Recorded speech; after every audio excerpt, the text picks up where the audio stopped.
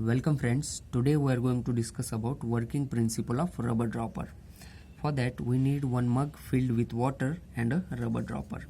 This is the rubber dropper, this is the nozzle of the rubber dropper, and this is the rubber bulb.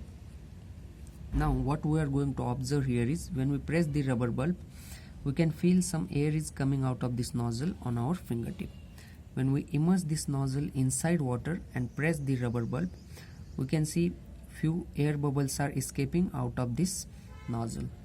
When we release the rubber bulb, water from the mug rushes into the rubber dropper. You can see rubber dropper is almost filled with water. When the bulb is pressed harder and released, large amount of water is filled in the dropper. When we press the rubber bulb harder, the rubber dropper is almost filled with water. But when we press the rubber bulb little bit, only small quantity of water rushes inside this rubber dropper. You can see this time only small quantity of water is inside this rubber dropper. Now what do we conclude from this?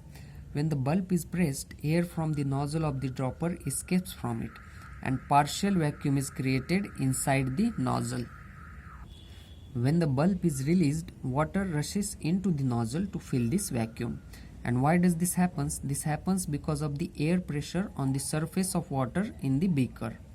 When we press the rubber bulb, air from the rubber dropper escapes from the nozzle and partial vacuum is created inside rubber dropper. When we release the rubber dropper, water from the mug rushes inside this rubber dropper to fill this vacuum, and this happens because of the air pressure or atmospheric pressure acting on this surface of the water.